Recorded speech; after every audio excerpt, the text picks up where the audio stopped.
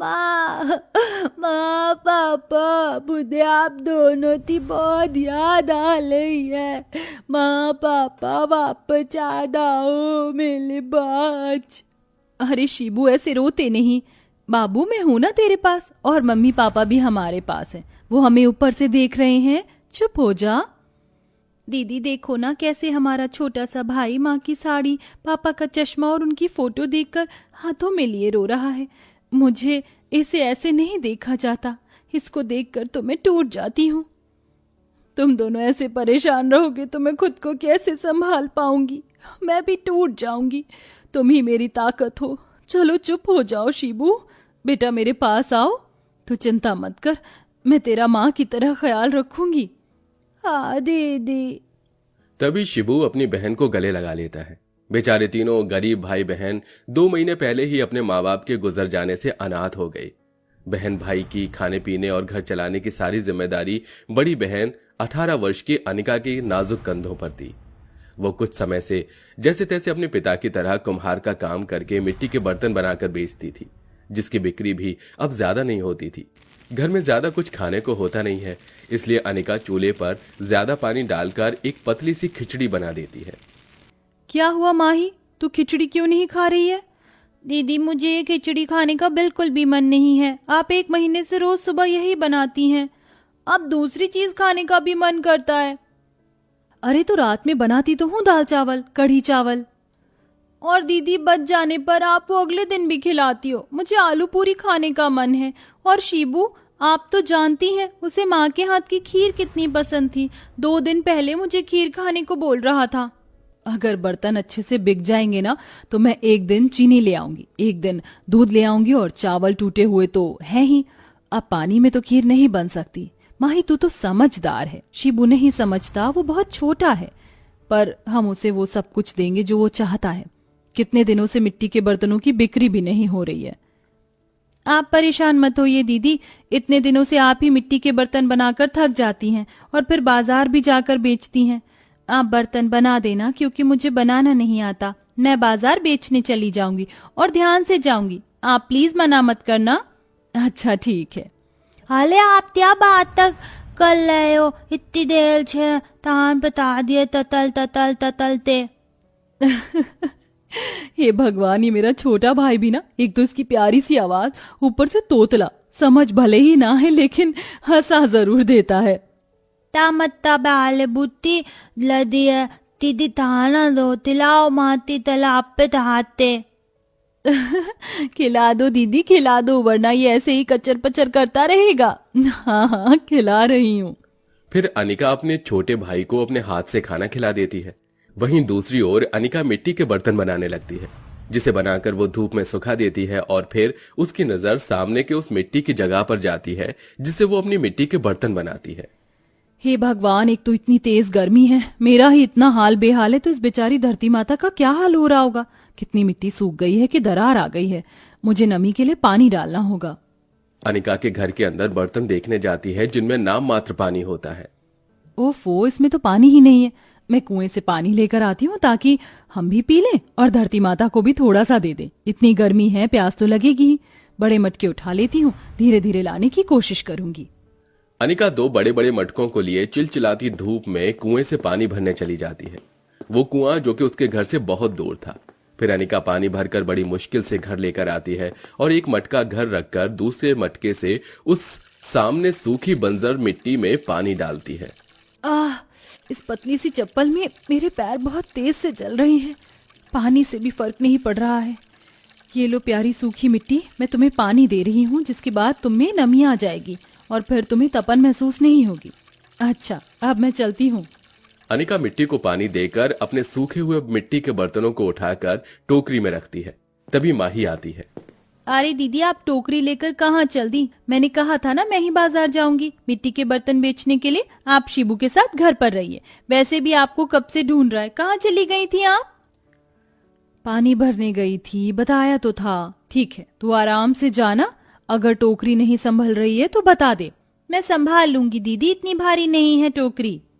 फिर माही भारी टोकरी को मुश्किल से उठाकर बाजार में ले जाती है और बेचने लगती है।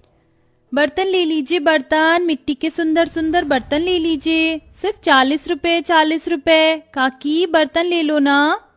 अरे नहीं, मुझे ये बर्तन नहीं लेने। अब मेरे पास स्टील के बर्तन हैं, गांव में बिकने लग गए हैं और ये टूट भी तो जाते हैं। हे भगवान, बहुत देर हो गई है, कोई भी हमसे मिट्टी के बर्तन क्यों नहीं खरीद रहा है? थोड़ी सी और आगे जाकर बेचती हूँ। माही मिट्टी के बर्तन की टोकरी बाजार में और अंदर ले जाती है और बेचने लगती है, जिससे 2 बर्तन कम पैसों में बिक जाते हैं। उन 60 रुपए से वो रात का खाना बनाने की सब्जी चावल ले आती है। ऐसे ही हफ्ते गुजर जाते हैं। माही के रोज बाजार में मिट्टी के बर्तन बेचने पर भी मुश्किल से 1 या 2 ही बिकते थे। वहीं दूसरी ओर अनिका उसी सूखी मिट्टी में रोज पानी देती थी। अब अगले दिन खाने को कुछ नहीं था, जिसमें छोटे भाई को बहुत भूख लगती है। दे मुझे बहुत भूख लगी है, पेट में हुई हुई होली है, खाना दे दो तुझ तो, आपने धील भी नहीं बनाई। भाई थोड़ी दिन और रुक जा, मेरे को खीर वाला सामान नहीं मिला बाबू, दुकान पर कोई दे ही नहीं रहा, अभी वो वाला सामान खत्म हो गया है। हाँ बाबू, थोड़े दिन और रुक जा, दीदी मैं किसी से खाना मांग कर लाती हूँ। अब तो हम पर पैसे भी नहीं हैं, ना घर में कुछ और दाना पानी, और आटा भी खत्म है। मुझसे मटकी भी फूट गई, इतनी गर्मी में मटकी के पानी से भी प्यास नहीं बुझती। अब परेशानियां तो हैं, लेकिन हम अनाथ बच्चों की जिंदगी अब बस यूं ही रहेगी। मैं आज मिट्टी के गमले बनाऊंगी, बर्तन तो बिक नहीं रहे हैं। अनिका रोते हुए उसी जगह से मिट्टी लेने जाती है जिसमें वो इतने दिनों से पानी दे रही थी, और माही अपने भाई के लिए खाना लेने जाती है तो आस पड़ोस के लोग भी उन्हें दुत्कार देते हैं। माही वापस आकर अनिका को सब कुछ बताती है, जिससे उसे और रोना आता है और उसके आंसू इस धरती माता पर गिर पड़ते हैं कि धरती माता मुस्कुराकर कहती है, पुत्री, अब तक तो तुम मुझे रोज दूर के कुएं से पैर जलाकर पानी से सींच रही थी, पर आज तुमने अपने उदास मन के साथ अपने अश्रुओं से मुझे नम कर दिया। मैं अपनी संतान को ऐसे परेशान होता हुआ नहीं देख सकती। मैं तुमसे बहुत प्रसन्न हूँ कि इतनी गर्मी में भी तुमने मेरा ख्याल रखा, मुझे रोज पानी दिया। इतनी गर्मी में तो कोई इंसान भी किसी की प्यास नहीं बुझाता, पर तुमने मुझे रोज पानी देकर बिल्कुल सूखने नहीं दिया। इसलिए मेरा फर्ज बनता है कि अब तुम खुश रहो। मैं तुम्हें जादुई 3 बर्तन देती हूँ। ये लो, पहले जादुई कुकर, इसमें तुम खीर, चावल, सब्जी कुछ भी बना सकती हो। दूसरा है आटे का बर्तन, इस आटे के बर्तन से कभी आटा खत्म नहीं होगा। और तीसरा जादुई बर्तन क्या होगा धरती माँ? तीसरा जादुई बर्तन है ये मिट्टी का मटका, जो तुम्हारे कहने पर एक बहुत बड़ा मटका बन जाएगा, और इसमें से ठंडी शरबत, किसी भी प्रकार की, या ठंडा पानी कुछ भी आ जाएगा और तुम अपनी प्यास बुझा पाओगे। और इसमें से मिट्टी के ढेर सारे मटके भी निकाल सकती हो। अरे वाह धरती माता, मुझे लगता है हम अनाथ को एक प्यारी सी माँ मिल गई है, जो अपने बच्चों के खाने पीने हर चीज की पूर्ति कर रही है। मैं तो सबकी माँ हूँ, पर ख्याल सिर्फ कोई कोई ही रखता है, जैसे कि तुम। अब तुम बेटी की तरह सेवा करोगी तो माँ की तरह फर्ज तो मुझे भी निभाना पड़ेगा। इन जादुई बर्तन से कुछ भी चाहिए हो तो कह देना। जादू है, कमाल का जादू है। देखो तो जादुई कुकर में खीर आ गई, तो खीर आ जाएगी।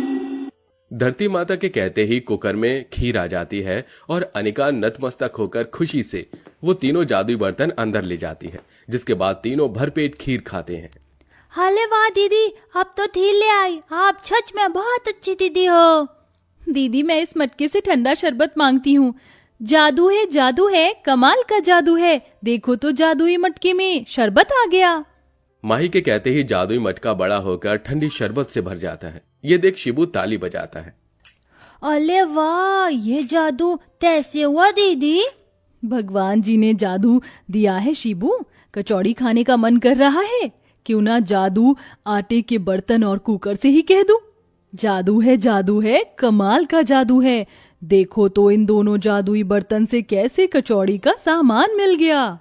फिर आटे के बर्तन से ढेर सारा आटा और कुकर से उबले हुए मसाले वाले आलू आ जाते हैं, जिसकी अनिका कढ़ाई में गरम गरम कचौड़ी बनाकर निकाल देती है, जिसके बाद सारे भाई बहन उसे खाते हैं।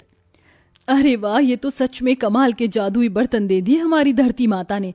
अब हमें परेशान होने की कोई जरूरत नहीं है, हमें खाना इनसे ही मिल जाएगा। अरे, धरती माता ने कहा था कि वो बहुत सारे मिट्टी के मटके भी देगा। एक बार मांग लेती हूँ, उन्हीं को बेचूंगी। जादू है, जादू है, कमाल का जादू है। जादुई मटके से ढेर सारे मटके जो मिल गए। तभी जादुई रोशनी में उसी बड़े से मटके में से ढेर सारे मटके बाहर आते हैं, जो कि बहुत सुंदर थे। इन्हें बेचकर उनका व्यापार चलने लगता है, क्योंकि जादुई मटका होने की वजह से वो ठंडक ज्यादा देते थे, इसलिए ज्यादा बिकते थे। और अब तीनों भाई बहन नए कपड़े, चप्पल और किताब लाकर खुशी खुशी रहते हैं और खाने की जरूरत पूरी वो 3 जादुई बर्तन कर दिया करते हैं।